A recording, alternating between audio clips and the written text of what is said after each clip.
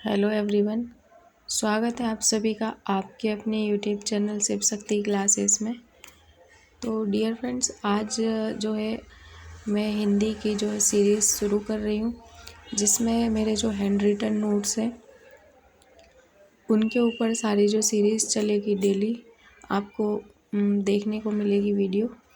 और इसमें हम वो काफ़ी सारी चीज़ें कवर कर लेंगे जो एग्ज़ाम्स में पूछी जाती हैं और काफ़ी शॉर्ट नोट्स आपको देखने को मिल जाएंगे।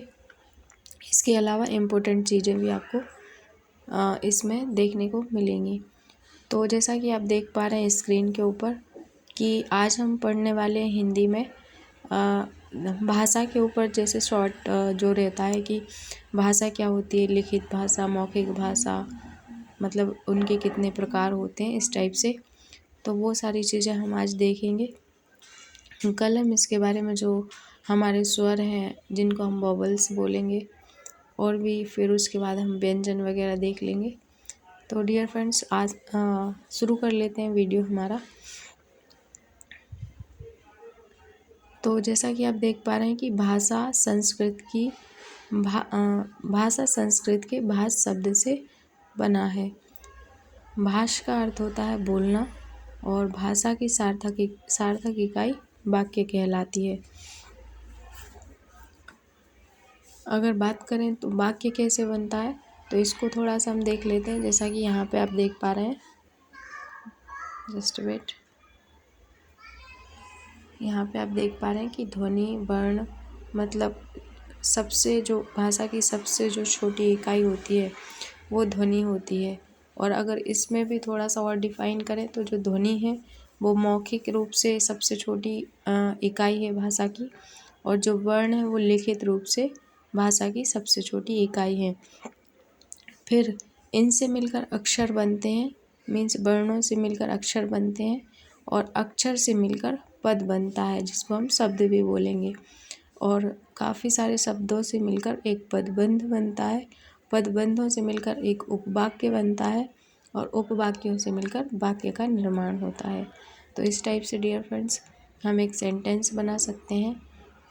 ध्वनि से लेकर जाएंगे तो वाक्य तक कंप्लीट होगा। नेक्स्ट हम बात करें भाषा की, मीन्स लैंग्वेज क्या होती है हिंदी में। तो अपन ये सारी चीज़ें तो पहले से ही जानते हैं, लेकिन थोड़ा सा इसको भी देख लेते हैं कि वह साधन जिसके द्वारा मनुष्य बोलकर लिखकर अपने भावों और विचारों को प्रकट करता है भाषा कहलाती है। और भाषा के रूप या फिर प्रकार की बात करें तो वैसे तो ये दो प्रकार की होती है मुख्यतया, लेकिन कुछ विद्वान हैं जो इन तीसरा प्रकार भी मानते हैं भाषा का। तो सॉरी, भाषा के प्रकार में पहला है मौखिक भाषा, दूसरा है लिखित भाषा और तीसरा है सांकेतिक भाषा। और मौखिक भाषा को अगर हम थोड़ा सा डिटेल में देखें तो जिस भाषा को मुख से बोला जाता है तथा कानों से सुना जाता है उसे मौखिक भाषा कहते हैं। ये स्थायी भाषा नहीं है। और लिखित भाषा की बात करें तो सेकंड है लिखित भाषा। जब प्राणी अपने मानसिक विचारों को एक दूसरे के सामने ध्वनि संकेतों के माध्यम से अभिव्यक्त करते हैं वह लिखित भाषा होती है। ओके, आगे हम देख लेते हैं। समाज लिखित भाषा आने वाली पीढ़ी को सौंपता है। भाषा के इस रूप को लिपि की आवश्यकता होती है। तो वैसे तो हम नीचे आप देख पा रहे हैं तो लिपियों के बारे में बात कर लेंगे, लेकिन ये चीज़ तो हम सभी जानते हैं कि कोई भी भाषा है अगर उसको हम लिख रहे हैं, जैसे उर्दू है, और उर्दू है तो उसको हम फ़ारसी भाषा में लिखते हैं, मीन्स राइट टू लेफ़्ट चलती है वो। और ऐसे ही मतलब पंजाबी है तो गुरुमुखी लिपि चलती है। तो सभी जो है सभी भाषाओं की अपनी अपनी लिपि होती है। उसी प्रकार से इसमें बोला गया है कि भाषा के इस रूप को लिपि की आवश्यकता होती है, मीन्स लिखित रूप को कोई ना कोई लिपि देनी पड़ती है। और तीसरी भाषा की बात करें तो तीसरी भाषा है सांकेतिक भाषा। सांकेतिक भाषा क्या होती है, तो इसको तो आप अच्छे से समझ पाएंगे, क्योंकि संकेत मीन्स अपन जानते हैं कि जैसे कि अपने जो भाव हैं और विचार हैं, हमारे जो थॉट्स हैं और हमारे जो आइडियाज़ हैं, उनको संकेतों और इशारों के माध्यम से प्रकट किया जाता है। मीन्स वही चीज़ें गेस्चर पोस्चर वाली बात की जाती है सांकेतिक भाषा में, या फिर हम इसको सिंबॉलिक लैंग्वेज भी बोल सकते हैं। आगे बात करें हम लिपि की। लिपि क्या होती है? तो भाषा को लिखने का ढंग लिपि कहलाता है। वही जैसे कि मैंने अभी आपको बताई थी कि जैसे कि उर्दू की जो फ़ारसी लिपि है, उर्दू को जैसे लिखते हैं राइट टू लेफ़्ट जाते हैं, वैसे ही अपनी देवनागरी लिपि में जाते हैं लेफ़्ट टू राइट। तो इस टाइप से जो भी मतलब भाषा को लिखने का ढंग है वो लिपि कहलाता है। भाषा की ध्वनियों को जिन लेखन चिन्हों के द्वारा प्रकट किया जाता है उसे लिपि कहते हैं। यहाँ पे थोड़ा सा और डिफाइन किया हुआ है कि भाषा की ध्वनियों को जिन लेखन चिन्हों के द्वारा प्रकट किया जाता है उसे लिपि कहते हैं। ये अलग अलग भाषाओं के लिए अलग अलग होती है। तो यहाँ पे आप देख पा रहे हैं कि हिंदी और जो संस्कृत भाषा है उसकी लिपि क्या है? तो देवनागरी लिपि है। देखिए हिंदी के बारे में तो हम सभी जानते हैं कि हिंदी भाषा जो है देवनागरी लिपि में लिखी जाती है। साथ ही संस्कृत और गुजराती, मराठी, नेपाली, इतनी सारी जो भाषाएं हैं इन सब की लिपि क्या है? तो वो है देवनागरी लिपि। क्या क्या चीज़ है? हिंदी की, संस्कृत की, गुजराती, मराठी और नेपाली, इन सब की लिपि है देवनागरी लिपि। नेक्स्ट बात करें पंजाबी, तो पंजाबी तो ज़्यादातर लोग अच्छे से याद रख पाएंगे क्योंकि गुरुमुखी है इसकी लिपि। जैसे कि पंजाबियों में आपने देखा होगा गुरु गोविंद, गुरु, इस टाइप से उनके नाम होते हैं। तो आप इसकी लिपि को भी याद रख सकते हैं कि पंजाबी भाषा की जो लिपि है वो है गुरुमुखी। और अंग्रेजी का तो हम सभी जानते हैं कि अंग्रेजी जो है रोमन लिपि में लिखी जाती है, और उर्दू का भी मालूम है फ़ारसी लिपि में लिखते हैं। तो इन सब चीज़ों को आप देखते जाएं मोटा मोटा। अब कुछ फैक्ट लिखे हैं मैंने, जो काफ़ी चीज़ें इम्पोर्टेंट थी इसमें, वैसे मैंने फैक्ट लिखे हैं। तो यहाँ पे लिखा हुआ है कि 14 सितंबर 1949 को राजभाषा के रूप में भारत की संविधान सभा द्वारा मान्यता प्राप्त हुई। मीन्स जो हिंदी भाषा है ना, हिंदी है ना, उसको संविधान सभा द्वारा मान्यता कब प्राप्त हुई थी भारत में? तो वो हुई थी राजभाषा के रूप में हुई थी, राज्यभाषा नहीं, ये राजभाषा के रूप में प्राप्त हुई है मान्यता। कब हुई है? तो 14 सितंबर 1949 को। ओके। और 14 सितंबर को ही हम हिंदी दिवस मनाते हैं, या फिर इसको बोलेंगे हम हिंदी राजभाषा दिवस। देखिए राष्ट्रभाषा क्या होती है? राष्ट्रभाषा प्रचार समिति की सिफारिश के बाद से 14 सितंबर 1953 को हिंदी दिवस मनाया जाने लगा। इसमें नोट लिखा हुआ है कि जो राष्ट्रभाषा है प्रचार समिति की सिफारिश के बाद से 14 सितंबर 1953 को हिंदी दिवस मनाया जाने लगा। वही चीज़ बताइए कि हिंदी दिवस कब से मनाया जाने लगा, कौन सी समिति की सिफारिश के बाद से। ओके, नेक्स्ट हम बात करेंगे। तो यहाँ पे थोड़ा सा इन चीज़ों के बारे में डिस्क्राइब किया गया है कि वर्ण क्या होते हैं, ध्वनि क्या होती है। फिर हम आ जाएंगे वर्णमाला पर। फिर कल हमारा मेन टॉपिक रहेगा जो रहेगा स्वर के ऊपर। फिर व्यंजन, वो उनमें कितने प्रकार के होते हैं, कौन से कहाँ से उच्चारित किए जाते हैं, उन सब को हम कल डिस्कस करेंगे। आज हम देख लेते हैं थोड़ा सा कि वर्ण क्या होते हैं।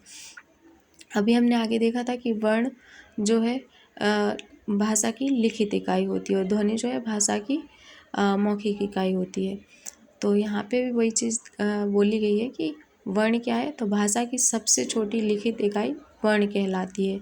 या फिर आप और चीज़ देख सकते हैं इसमें, वे मूल ध्वनियाँ जिन्हें हम खंडित या विभाजित नहीं कर सकते हैं उसे ही वर्ण कहते हैं। देखिए जैसे कि हम आ लिखेंगे, आ जो अनार लिखते हैं जैसे, तो वो वाला आ आता है। जैसे मैं आपको एक फॉर एग्जांपल बता देती हूँ, एक सेकेंड। जैसे यहाँ पे मैंने लिखा आ, तो इसमें हम इसको खंडित नहीं कर सकते हैं, मीन्स इसकी कोई मात्रा अलग नहीं कर सकते, इसमें कुछ भी विखंडन या विभाजन नहीं हो सकता है, तो इसे हम वर्ण कहेंगे। ओके, नेक्स्ट हम बात करेंगे ध्वनि की। तो भाषा की सबसे छोटी इकाई ध्वनि होती है। भाषा की सबसे छोटी मौखिक इकाई भी ध्वनि होती है। मुख से निकली हुई ध्वनियों को अक्षर कहते हैं। अक्षर वायु में मिल जाते हैं, नष्ट नहीं होते हैं। और ध्वनि देखिए वो जो आपने पहले देखा होगा इस वाले पेज में, यहाँ पे जो चीज़ लिखी थी मैंने, ये जो चीज़ आप देख पा रहे हैं, यहाँ पे जो चीज़ लिखी थी उसका ही सेम कन्वर्ज़न वहाँ पे आपको दिखाया गया है। तो यहाँ पे आप देख पाएंगे कि ध्वनि से मिलकर अक्षर बने हैं, अक्षरों से मिलकर वर्ण बने हैं और वर्णों से मिलकर पद बने हैं। काफ़ी सारे पदों से मिलकर पदबंध और पदबंधों से मिलकर उपवाक्य, फिर उपवाक्य के बाद एक वाक्य बना है, मतलब कंप्लीट सेंटेंस बनता है। तो ये वाला जो क्रम है आप इसको याद रखेंगे कि किस से मिलकर किस चीज़ का निर्माण होता है, फिर कब वाक्य का निर्माण होता है। और सबसे इम्पोर्टेंट चीज़ जो यहाँ पे देखने को आपको मिल जाएगी, यहाँ पे आप देख पा रहे हैं वर्णमाला। वर्णमाला क्या होती है, काफ़ी इजी है, आप इसको याद रख पाएंगे कि वर्णों का व्यवस्थित क्रम या फिर वर्णों के क्रमबद्ध समूह को वर्णमाला कहते हैं। मैंने काफ़ी शॉर्ट में नोट्स बनाए हैं, तो आप इसको मतलब समझ सकते हैं कि वर्णों का व्यवस्थित क्रम या फिर वर्णों के क्रमबद्ध समूह को हम वर्णमाला कहते हैं। और मानक हिंदी वर्णमाला क्या है, तो मूलतः हिंदी में उच्चारण के आधार पर 45 वर्ण होते हैं। देखिए, अगर एग्ज़ाम में ऐसा क्वेश्चन देखने को मिले आपको कि हिंदी में उच्चारण के आधार पर कितने वर्ण होते हैं, तो इस पे आपका आंसर होगा 45 वर्ण। अगर इसमें भी थोड़ा सा और डिटेल देखें तो 10 स्वर होंगे इसमें और 35 व्यंजन होंगे। इन दोनों को मिला के 45 वर्ण बन जाएंगे। किस आधार पे, उच्चारण के आधार पे। अगर लेखन के आधार पर बोला जाए, अगर लेखन के आधार पर देखें तो 52 वर्ण होते हैं। आपने भी देखा होगा, जैसे हमने बचपन में जो पहाड़ा पढ़ा था उसमें आ से लेकर ज्ञा तक जो वर्ण होते थे वो 52 होते थे। और सभी चीज़ें मतलब उसमें आपने देखा होगा कि मतलब जितनी भी जो वर्ण थे टोटल अगर काउंट करेंगे तो 52 वर्ण आएंगे। तो इसको भी थोड़ा सा अगर आप डिटेल में देखें तो देखिए, 13 तो इसमें स्वर होते हैं लेखन के आधार पे, कितने 13 स्वर होते हैं, 35 व्यंजन होते हैं और 4 संयुक्त व्यंजन होते हैं।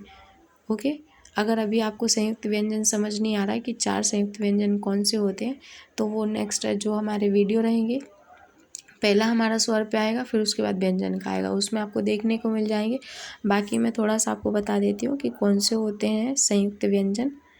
तो एक मिनट, संयुक्त व्यंजन होते हैं, एक तो होता है छा, ये वाला छा, एक होता है त्रा, एक होता है ज्ञा और एक होता है श्रा, ये वाले। तो ये होते हैं 4 हमारे संयुक्त व्यंजन। क्योंकि इनका संयुक्त व्यंजन नाम इसलिए पड़ा है क्योंकि ये 2-2 शब्दों से मिलकर बने हैं। ओके, नेक्स्ट हम बात करें तो इसमें थोड़ा सा मैंने उज्ज्वल, क्योंकि ये काफ़ी इम्पोर्टेंट वर्ड है, इसमें भी हाँ शायद थोड़ा सा मिस्टेक है, इसमें भी मैं आपको बता देती हूँ। उज्ज्वल क्या होता है, मतलब उज्ज्वल का शुद्ध मीनिंग क्या होता है, क्योंकि ये काफ़ी सारे एग्ज़ाम में देखने को आपको मिलेगा।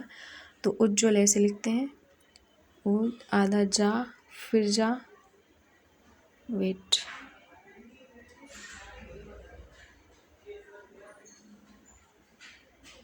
उज्ज्वल का करेक्ट वर्ण यह है। तो ऐसा लिखा जाता है। और अगर इसका वर्ण विच्छेद पूछा जाए तो देखिए, MP SI वगैरह कांस्टेबल और जैसे पटवारी और भी काफ़ी सारी एग्ज़ाम्स होती हैं, उनमें ऐसी चीज़ें देखने को मिल जाती हैं कि वर्ण विच्छेद किसी शब्द का कैसे किया जाता है। तो यहाँ पे आप देख पा रहे हैं कि उज्ज्वल का मैंने किस टाइप से जो है वर्ण विच्छेद किया है, तो इसको आप देख पाएंगे। इसको अगर आप अलग अलग करेंगे तो इस टाइप से आप इसको कर पाएंगे। लिपि चिन्हों के व्यवस्थित क्रम को वर्णमाला कहते हैं। यहाँ पे सेकंड इसकी डेफिनेशन देखने को मिल गई, वर्णमाला और किसे कहते हैं, तो लिपि चिन्हों के व्यवस्थित क्रम को हम वर्णमाला कहते हैं। डियर फ्रेंड्स, हमारी आज की जो डिटेल थी भाषा के ऊपर, हिंदी भाषा, थोड़ा सा शॉर्ट में मैंने आपको बताया है आज। तो उम्मीद है आपको पसंद आया होगा। और अगर आपको ये वीडियो अच्छी लगे तो आप वीडियो को लाइक करें और शेयर करें और चैनल को सब्सक्राइब करें। Thank you.